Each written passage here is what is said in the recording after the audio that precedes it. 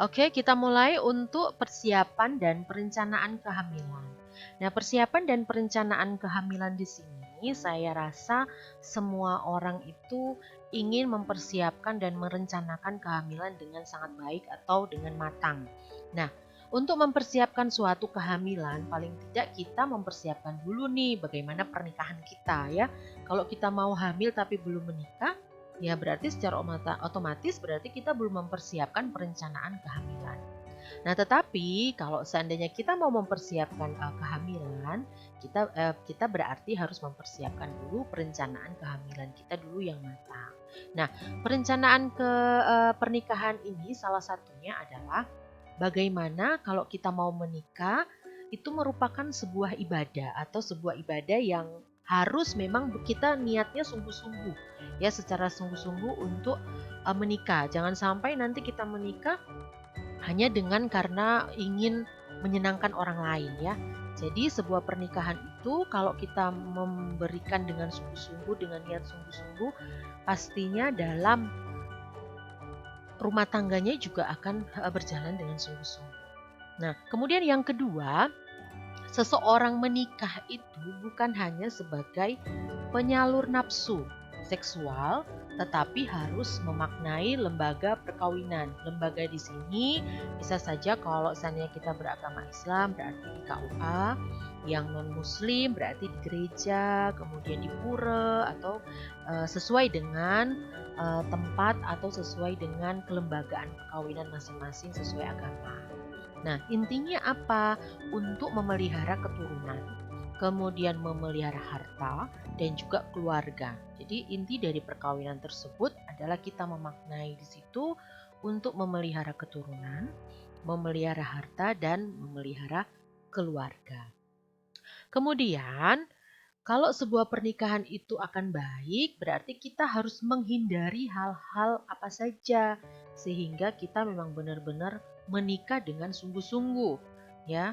Yang pertama adalah menyenangkan orang tua. Jadi jangan sampai mungkin di sini ada yang belum menikah, jangan sampai kita menikah itu hanya untuk menyenangkan orang tua saja. Ya, kalau hanya menyenangkan orang tua saja, sehingga orang tuanya bahagia, orang tuanya ingin segera dapat cucu, tapi padahal kita belum siap dalam proses pernikahan. Nah, untuk hal yang kedua yang harus kita hindari adalah pembuktian seks normal. Maksudnya pembuktian seks normal di sini adalah sebelum menikah contohnya kita pengen tahu apakah memang benar kita ini normal atau tidak secara reproduksi ya. Tidak boleh seperti itu ya. Jadi tidak boleh untuk orientasi seksual saja. Kemudian hal yang perlu dihindari yang ketiga adalah ingin cepat punya anak. Kita tahu memang kalau kita mau menikah itu memang pengen memiliki keturunan, tetapi di situ pun tidak serta-merta kemudian dapat anak cepat ya, tidak seperti itu karena jika memang seperti itu tanggung jawabnya akan berbeda sebagai orang tua ya, karena anak itu merupakan satu amanah dan kemungkinan besar dari pengalaman, dari jurnal dan sebagainya, orang menikah setelah menikah itu belum tentu juga bisa langsung dikaruniai anak. Nah, itu sebagai contoh salah satunya saya ya, saya 5 tahun baru dikaruniai anak setelah menikah. Jadi sehingga memang walaupun saya memang ingin banget memiliki anak, tapi ternyata memang saya termasuk di infertilitas primer maupun infertilitas sekunder. Ya, kemudian hal yang perlu dihindari lagi adalah hamil yang tidak diinginkan. Nah, hamil yang tidak diinginkan ini kita mulai dari kenapa? Oh, berarti karena dia tidak ada persiapan sehingga pernikahan ataupun kehamilan itu tidak sehat ya. Kemudian rentan penolakan pada anak yang lahir. Jadi kalau kita hamil itu tidak diinginkan, secara otomatis anak nantinya mungkin kita akan menolak, saya nggak suka dengan anak ini. Nah, mungkin dengan adanya menolak bisa saja terjadi pada waktu masa nifas ya. Bisa terjadi postpartum blues, kemudian depresi postpartum ya. Karena memang baru in di sini adalah mental health ya. Jadi memang kita perlu memikirkan hal-hal yang memang diinginkan supaya nanti pernikahan pun juga baik ya. Kemudian hal lain yang perlu dihindari adalah membantu teman. Membantu teman maksudnya di sini, contoh, saya ternyata punya seorang pacar. Saya punya seorang pacar, tetapi saya juga punya teman. Nah, kalau dengan pacar saya tidak ada masalah, tapi dengan teman saya ternyata teman saya itu sudah hamil duluan, ibaratnya sudah hamil duluan. Nah, saya ingin bertanggung jawab. Nah, tidak serta-merta dengan seperti itu akhirnya kita menikah ya. Tetapi paling tidak bagaimana proses kita membantu teman bukan hanya dengan kita menikahi, tapi support pun itu sebenarnya sudah membantu, tapi bukan dalam sebuah pernikahan ya.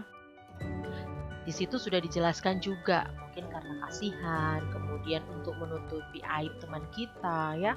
Jadi tidak boleh seperti itu. Itu yang perlu kita hindari. Kemudian melunasi hutang. Nah, jadi kita menikah itu fungsinya hanya untuk melunasi hutang saja. Nah, itu bisa masuk hukum pidana ya, bisa masuk hukum pidana, modus perdagangan orang kalau seperti itu ya. Kalau mungkin teman-teman di sini yang suka nonton film Korea, nah film Korea, film Cina biasanya kan di situ ada pernikahan kontrak ya, biasanya antara yang kaya sama yang miskin kemudian ada kontrak dan lain sebagainya. Tapi sebuah pernikahan itu kalau mungkin sebuah drama ya aman-aman saja ya. Drama kan otomatis kalau drama nanti endingnya bisa baik, tidak seperti kisah nyata yang ada di sini ya. Jadi itu perlu dipertimbangkan. Jangan sampai nanti kita menikah hanya karena untuk melunasi hutang. Kemudian juga hal yang perlu dihindari di sini sudah kenal lama. Jadi sudah lama kenal. Karena sudah lama kenal, pokoknya saya harus menikah dengan itu. Ya tidak harus seperti itu. Karena walaupun kita sudah lama kenal secara pribadi mungkin belum semuanya kita kenal. Jadi banyak hal yang perlu dipertimbangkan. Kemudian malu lama menikah, maksudnya malu lama menikah sudah usia 30 belum menikah. Kemudian ada yang dekat langsung pengen menikah, ya tidak seperti itu. Jadi memang semua harus disiapkan untuk bisa pernikahan itu sungguh-sungguh terjadi. Ya, kalau pernikahan sungguh-sungguh terjadi secara otomatis nanti uh, stres fisik, mental, psikologis itu semua nanti secara beruntun itu bisa diatasi. Tapi kalau dari awal kita sudah belum pas benteng kita sebelum pernikahan itu, biasanya nanti problemnya akan lebih banyak.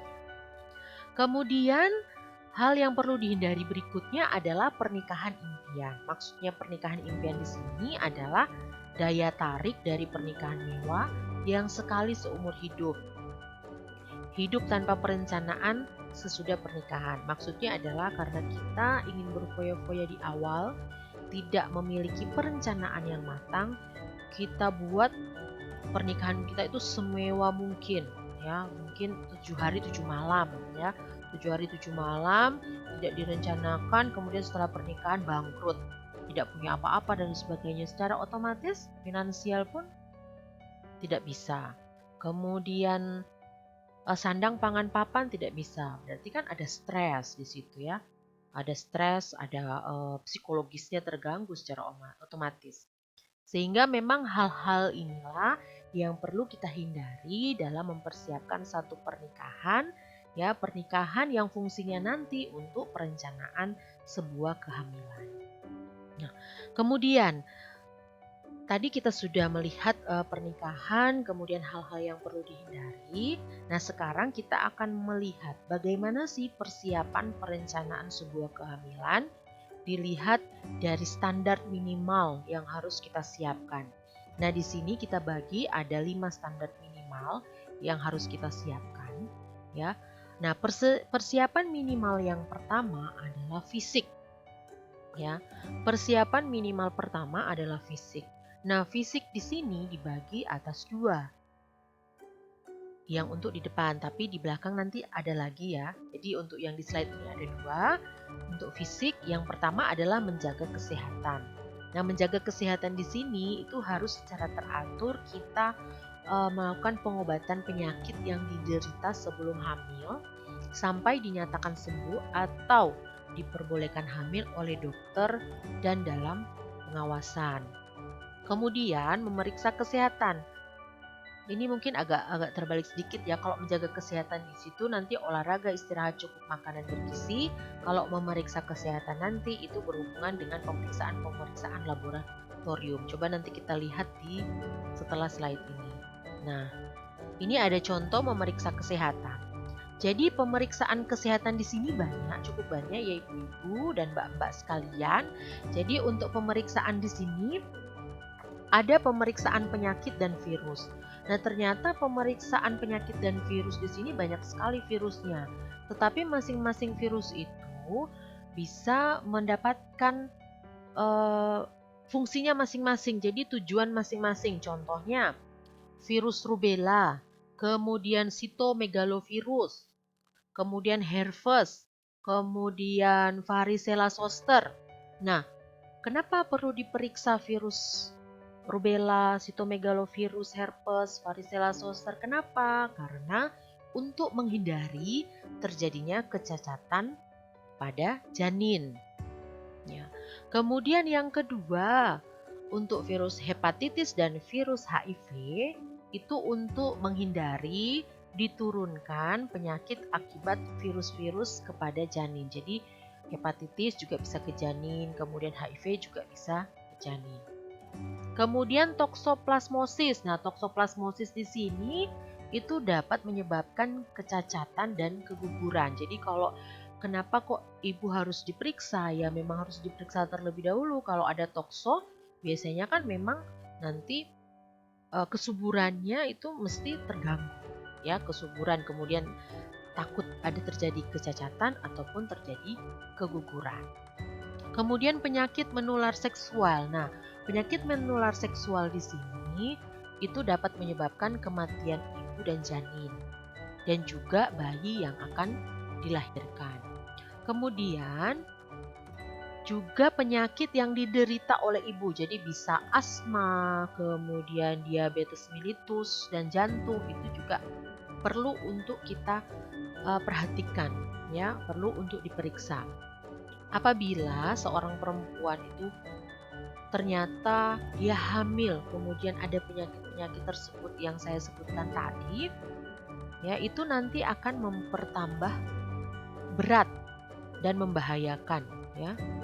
Kalau seandainya penyakit-penyakit tadi tidak dilakukan perawatan ataupun pengobatan yang teratur. Nah, untuk menghindari semua itu, pastinya kita harus memeriksakan ke dokter ya. Kapan kira-kira waktu yang tepat untuk kita bisa hamil. Kemudian ada juga pemeriksaan di sini, pemeriksaan penyakit akibat kekurangan zat tertentu, contohnya zat besi. Ya, kalau seandainya kita kekurangan zat besi itu bisa menyebabkan anemia ya. Sehingga kalau terjadi anemia pastinya ada kelahiran prematur ataupun bisa terjadi keguguran. Nah, kemudian pemeriksaan kesehatan yang kedua di sini ada pemeriksaan darah.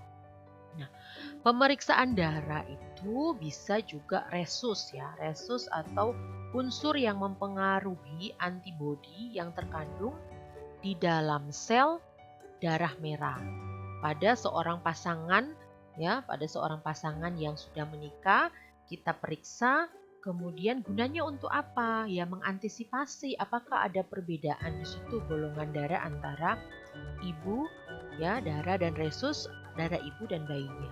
Karena kalau seandainya terjadi perbedaan antara golongan darah dan resus itu bisa mengancam dari janin dan kandungan yang sedang dikandungnya. Kemudian pemeriksaan kesehatan yang ketiga adalah pemeriksaan faktor genetik. Nah, faktor pemeriksaan genetik di sini itu untuk mengetahui penyakit dan cacat bawaan yang mungkin akan dialami bayi akibat dari genetik salah satu orang tuanya. Mungkin apakah dari segi suami, kemudian segi istri, ataupun mungkin dari ayah ataupun ibu ya, suami istri, pasangan suami istri. Khususnya mungkin saya berikan contoh pasangan suami istri yang masih terikat hubungan keluarga ya. Kalau seandainya masih terikat ke hubungan persaudaraan atau keluarga, ya secara otomatis kan kita harus memang benar-benar melihat ya. Kita lihat apakah memang benar nantinya kalau secara genetik apakah memang pasangan suami istri ini mampu untuk mendapatkan keturunan yang sehat ya. Kalau seandainya genetik ini idealnya itu memang dilakukan pada waktu sebelum kita hamil ya untuk mendapatkan informasi yang lengkap. Ada juga kalau kita memang sangat-sangat butuh informasi, kita mungkin coba antara perempuan dan laki-laki disiapkan riwayat-riwayat kesehatan yang lalunya seperti apa. Catatan-catatan medisnya yang lalu diingat-ingat kemudian ditulis. Kalau ada sesuatu hal yang nanti akan berakibat ke kehamilan. Nah, itu merupakan pemeriksaan kesehatan. Kemudian tentang menjaga kesehatan. Nah, menjaga kesehatan di sini yang pertama adalah olahraga. Aktivitas fisik itu cukup 3 kali dalam seminggu selama setengah jam. Jadi 30 menit itu sudah cukup untuk kita berolahraga dan kita lakukan secara rutin. Kemudian indeks massa tubuh. Nah, indeks massa tubuh di sini juga ada perhitungan, mungkin teman-teman bisa juga menghitung ya. Jadi bagaimana sih kita menghitung indeks massa tubuh, yaitu berat badan dibagi dengan tinggi badan dalam ukuran satuan meter kuadrat. Nah, mungkin bisa saya contohkan. Saya contohkan saya sendiri ya secara pribadi karena memang saya punya pengalaman infertil ya. Saya juga sekarang kalau dulu waktu saya kuliah itu berat badan saya hanya 53 kg. Kemudian sekarang telah menjadi 86. Kalau dulu sampai 93 ya, sampai 93 kilo. Nah, saya juga termasuk infertil karena saya sudah menikah selama 5 tahun, itu baru saya hamil. Kemudian setelah itu lahir anak saya ya. Kemudian setelah itu saya hamil, tapi kemudian keguguran. Kemudian yang terakhir itu di tahun 2021 ini. Jadi sebelum itu saya diet dulu, diet selama 3 bulan. Kemudian saya bisa menurunkan berat badan selama 3 bulan itu bisa saya turunkan 10 kilo. Ya, itu sampai 82, 82 setengah, 83. Kemudian 2021 itu saya kan program 2021 saya hamil, tapi ternyata keguguran juga saya di Januari kemarin. Nah, dari Januari kemarin setelah keguguran sampai saat ini berat badan saya naik sekitar 2 sampai 2,5 kilo.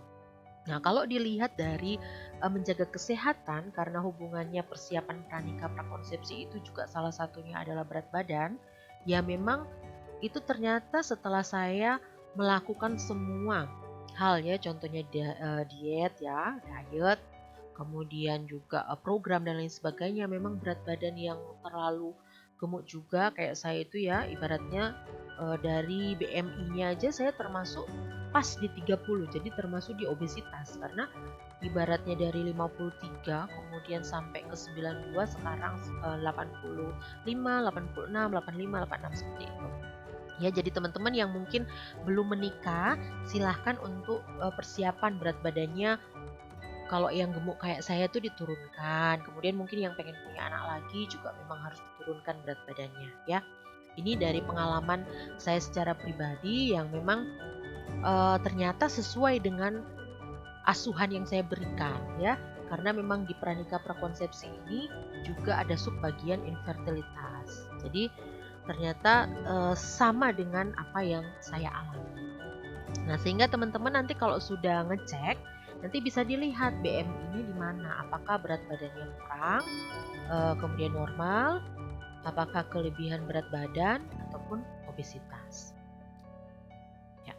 Kemudian kita juga harus menghentikan kebiasaan buruk. Jadi kebiasaan buruk apa saja yang perlu kita hentikan? Nah, kebiasaan buruk yang perlu kita hentikan adalah perokok berat, kemudian morfinis, pecandu narkotik dan obat terlarang lainnya, ya, kecanduan alkohol, kemudian gaya hidup dengan perilaku seks bebas. Jadi ada kebiasaan-kebiasaan buruk yang harus kita tinggalkan karena dia sangat berfungsi. Jadi contohnya kalau seandainya di situ ada perokok berat, berarti kan ada kandungan nikotinnya, ya.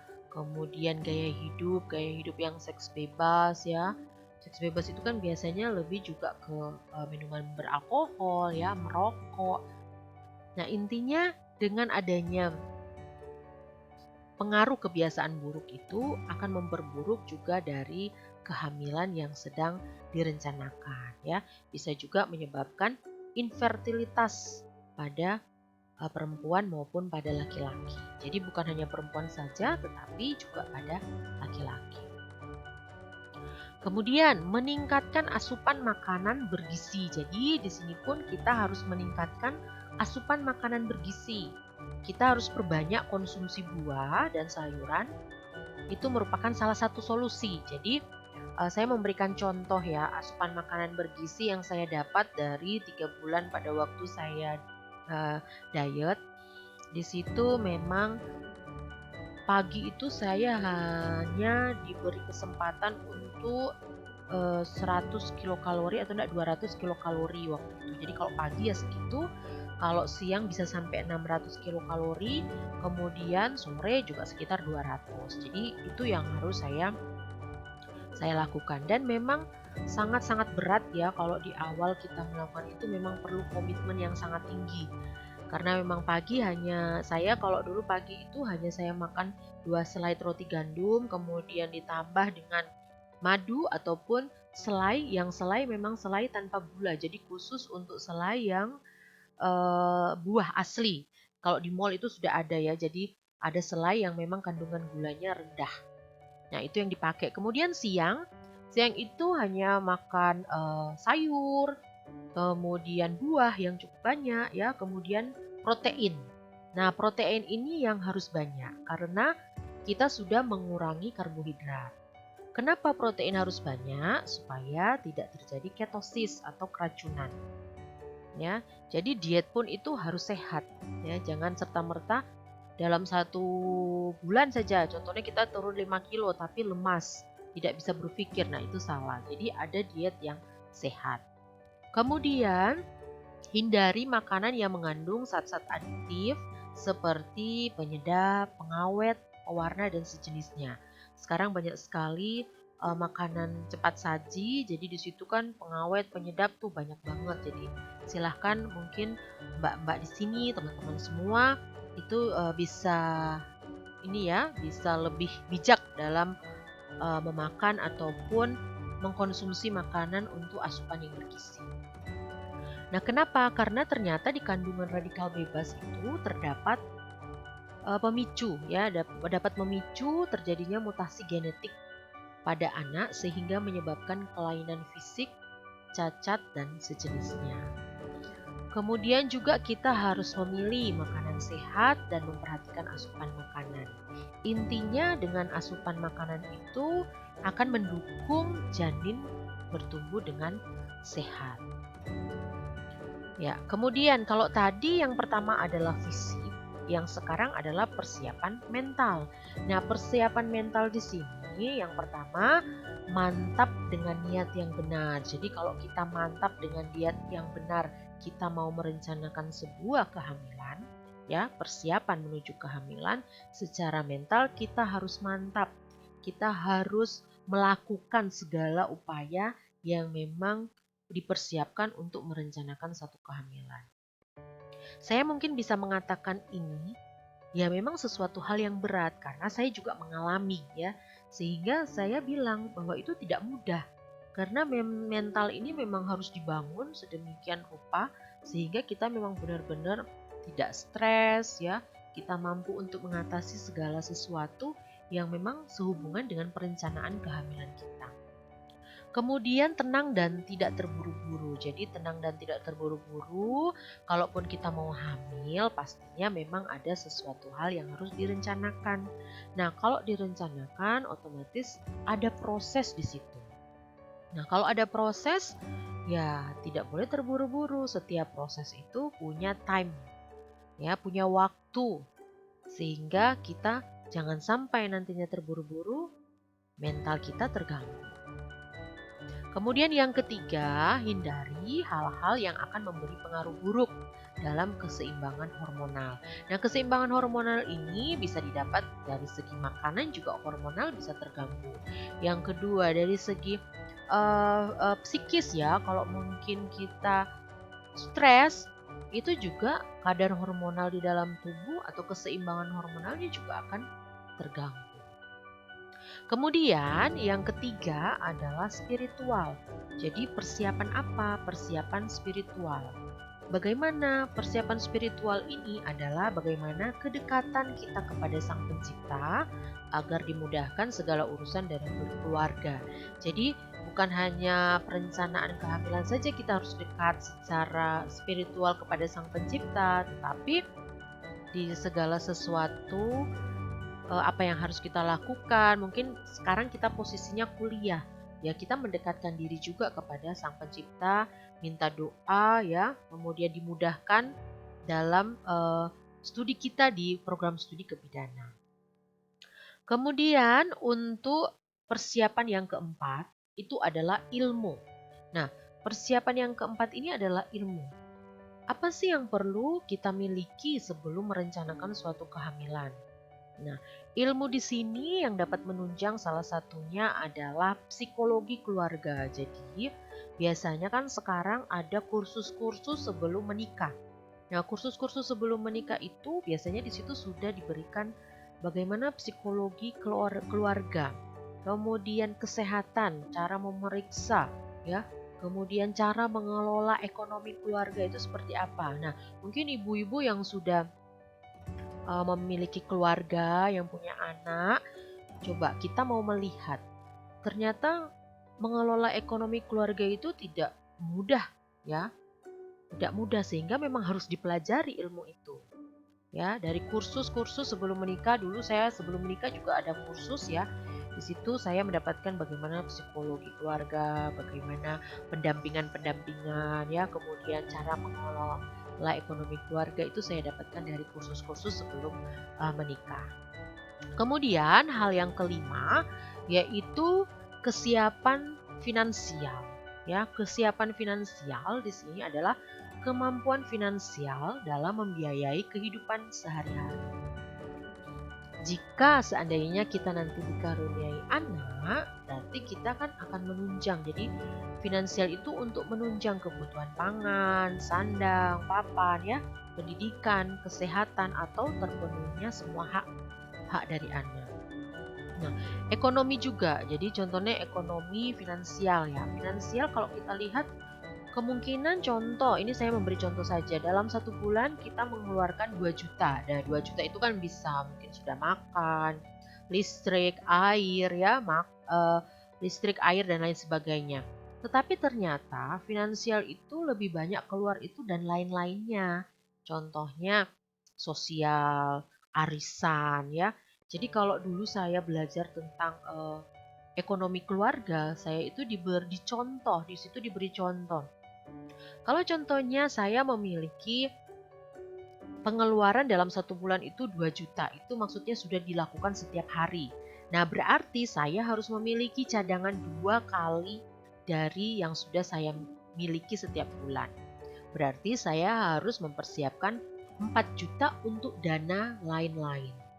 Itu pun kadang mungkin bisa pas, kadang juga mungkin bisa berlebih. Nah, mungkin yang ibu-ibu sudah mengalami itu ya sudah tahu, oh ternyata memang benar kalau seandainya yang keluar itu lain-lainnya lebih banyak dari yang biasa kita keluarkan setiap bulan. Ya. Kemudian di sini ada psikologi perempuan dan keluarga. Nah, psikologi perempuan dan keluarga secara otomatis ada hal-hal yang mempengaruhi psikologis perempuan. Ya, salah satunya adalah bagaimana reaksi cemas, kemudian panik, kemudian obsesif kumulatif, selalu timbul perasaan, rangsangan atau pikiran. Nah, reaksi ini biasanya terjadi pada ibu yang kurang mendapat perhatian dari suami atau keluarga yang lain.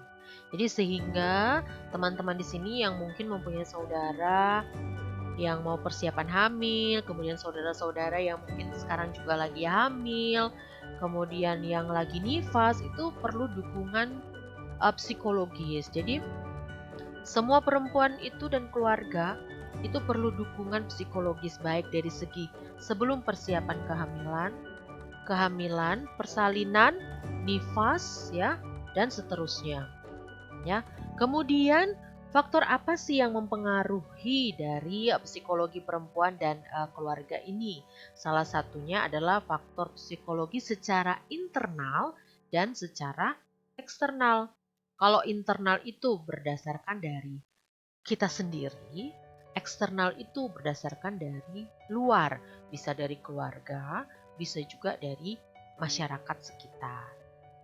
Kemudian yang bisa kita simpulkan dari psikologi, ya, persiapan psikologi perempuan dan keluarga, bahwa peran suami dan keluarga itu sangat-sangat penting dalam proses persiapan kehamilan seorang ibu yang ditinjau dari segi psikologisnya. Jadi teman-teman semua, ya, kita juga sebagai bidan, teman-teman juga bidan sudah melakukan itu di setiap sesi ya, di puskesmas, kemudian di rumah sakit sudah memberikan selalu motivasi-motivasi supaya ibu secara fisik, mental, spiritual ya, psikologis itu tetap terjaga ya untuk persiapan kesiapan dalam perencanaan kehamilan.